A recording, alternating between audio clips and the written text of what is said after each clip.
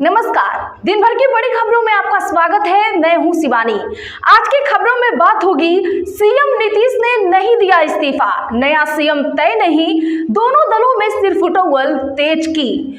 और जवाब दो ज्ञानेश कुमार, बीजेपी ने खरीदे वोट, चुनाव में हुई धांधली, समीक्षा बैठक में भड़की आरजेडी की। वहीं हार के बाद भी तेजस्वी को मिला बड़ा पद। मोदी नीतीश रह गए भौचक्के की। और यूपी में चुनाव से ठीक पहले बड़ा खेल, सपा के दिग्गज को फिर हुई जेल की। और खबर के अंत में बात होगी, पड़ोसी देश के पीएम को फांसी की सजा, मचा बवाल की। इसी के साथ आज दिन भर की सभी बड़ी और प्रमुख खबरों को जानेंगे विस्तार से।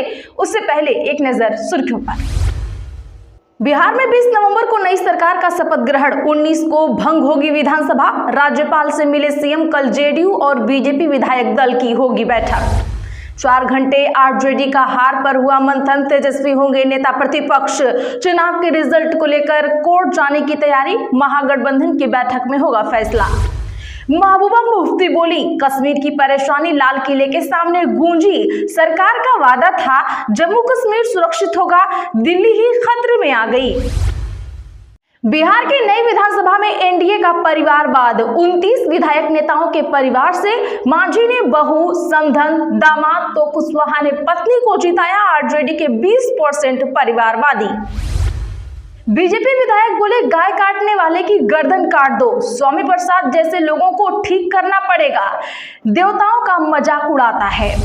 आजम और उनके बेटे को 7 साल की हुई सजा।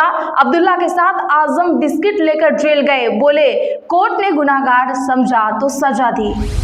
अखिलेश संभाले कमान, बिहार में महागठबंधन की हार के बाद बैकफुट पर ईडी गठबंधन, विपक्षी नेता ने उठाई आवाज। हाईकोर्ट ने सरकार और स्टेट इलेक्शन कमीशन को दिया नोटिस। हिमाचल पंचायत चुनाव में देरी पर मांगा जवाब, 22 दिसंबर को होगी अगली सुनवाई। रॉबर्ट वाड्रा बोले, बिहार में दोबारा चुनाव होना चाहिए। इंदौर में कहा, जनता नतीजों से खुश नहीं, चुनाव आयोग की मदद से ये रिजल्ट आया। असम में चुनाव आयोग बोला, अब असम में भी होगा मतदाता सूची का विशेष गहन पुनरीक्षण। एसीआई ने जारी किया आदेश। वोटर लिस्ट रिवीजन को लेकर केरल और राजस्थान में बीएलओ ने खुद को किया खत्म। परिवार वाले बोले, काम का दबाव था। 12 राज्यों में अब तक 49 करोड़ फॉर्म बटे। वैष्णो देवी मेडिकल इंस्टीट्यूट में एडमिशन की पहली लिस्ट पर मचा बवाल। इसमें 42 मुस्लिम स्टूडेंट्स। हिंदू संगठनों की मांग, लिस्ट रद्द करें, हिंदुओं को आरक्षण दें। हिमाचल में बीजेपी नेता का सनातन और ब्राह्मण विरोधी बयान, पुनर्जन्म और कर्मकांड पर विवादित स्टेटमेंट दिए। सोशल मीडिया में ट्रोल हो रहे अजय श्याम, मांगी माफी। पीएम ने ट्रैक मशीन में बैठकर बुलेट ट्रेन प्रोजेक्ट देखा। शनिवार को सूरत पहुंचे थे मोदी।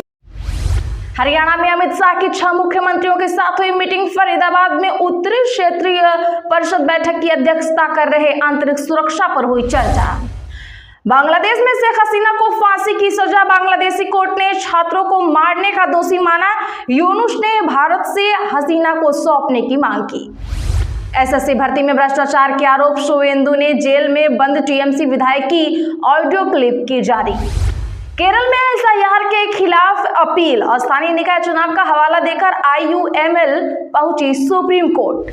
टैरिफ के बाद भारत और अमेरिका के बीच पहली डील हुई। जरूरत की 10% गैस यूएस से खरीदेगा भारत। घरेलू सिलेंडर की कीमतें भी हो सकती हैं कम। चलिए जानते हैं बड़ी और प्रमुख खबरों को विस्तार से। उससे पहले वीडियो को लाइक करें, साथ ही आपसे रिक्वेस्ट, खबरों को आखिर तक जरूर देखें। 4 घंटे आरजेडी का हार पर हुआ मंथन, तेजस्वी होंगे नेता प्रतिपक्ष। चुनाव के रिजल्ट को लेकर कोर्ट जाने की तैयारी तेज। दरअसल बता दें कि बिहार विधानसभा चुनाव में हार के 3 दिन बाद तेजस्वी यादव को नेता प्रतिपक्ष चुन लिया गया है।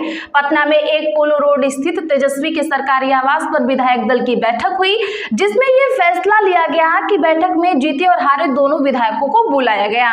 मीटिंग में राजद सुप्रीमो लालू प्रसाद, पूर्व सीएम राबड़ी देवी, मीसा भारती, पूर्व प्रदेश अध्यक्ष जगदानंद, बाहुबली नेता सूरजभान सिंह समेत सभी सीनियर नेता मौजूद थे। करीब 4 घंटे तक चली इस बैठक में चुनाव में हार की समीक्षा भी की गई। आरजेडी नेता राममनोहर यादव ने बताया कि मीटिंग में मैन टू मैन टॉक हुआ। हार की समीक्षा की गई। तेजस्वी यादव को नेता प्रतिपक्ष चुना गया। इसके साथ ही चुनाव के रिजल्ट को लेकर कोर्ट जाने की चर्चा भी तेज हुई है। इसे लेकर महागठबंधन के नेताओं की भी राय ली जाएगी।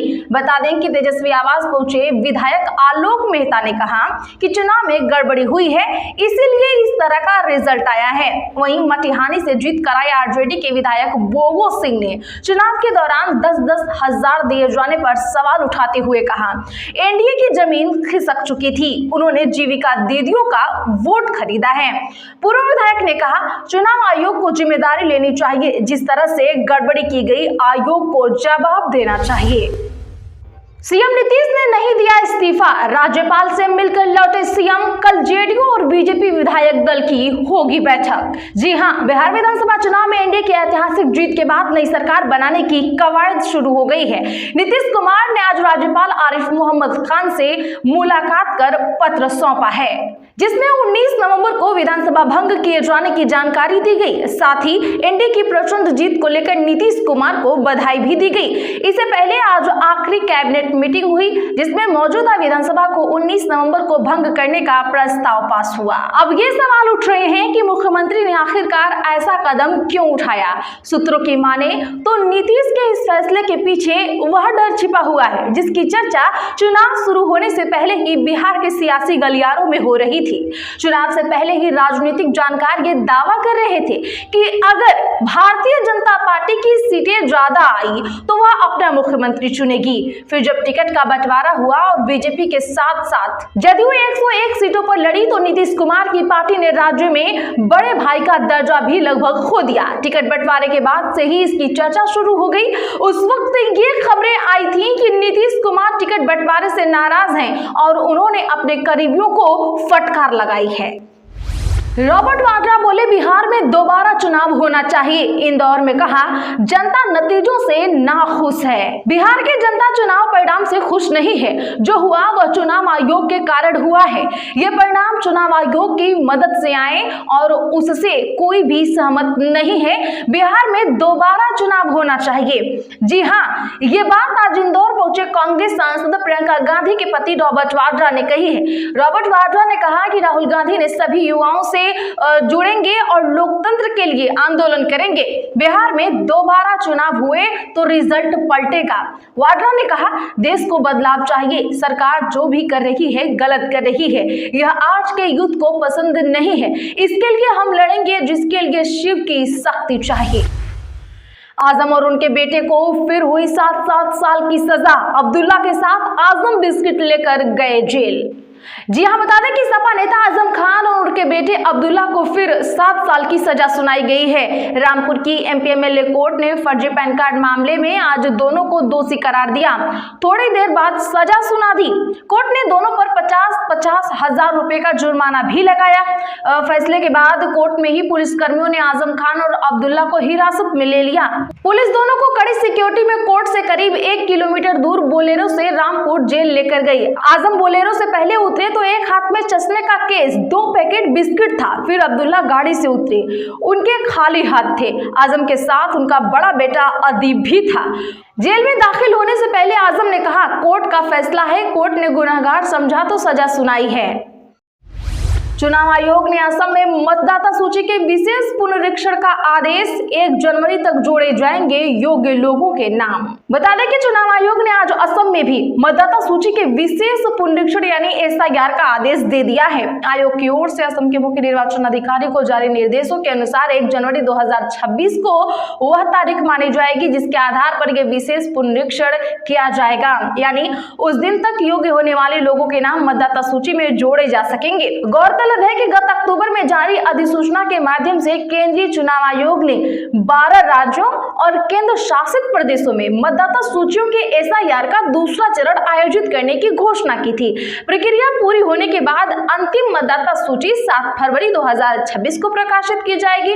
एसआईआर अंडमान और निकोबार द्वीप समूह, छत्तीसगढ़, गोवा, गुजरात, केरल, लक्षद्वीप, मध्य प्रदेश, पुडुचेरी, राजस्थान, तमिलनाडु, उत्तर प्रदेश और पश्चिम बंगाल तक कराया जा रहा है। हिमाचल में बीजेपी नेता का सनातन ब्राह्मण विरोधी बयान, पुनर्जन्म और कर्मकांड पर दिया विवादित स्टेटमेंट। जी हां, बता दें कि हिमाचल प्रदेश में ठियोग विधानसभा से पिछले चुनाव में बीजेपी प्रत्याशी रहे अजय श्याम सोशल मीडिया में बड़ी तेजी से ट्रोल हो रहे हैं। दरअसल वह एक स्कूल में दिए गए भाषण पर बुरी तरह से फंस गए हैं। उन पर सनातन विरोधी और ब्राह्मण समाज का अपमान करने का आरोप लगा है। देवभूमि क्षत्रिय संगठन और कई ब्राह्मणों की माफी मांगने की चेतावनी के बाद अजय श्याम ने भी सार्वजनिक तौर पर ब्राह्मण समाज से माफी मांगी है।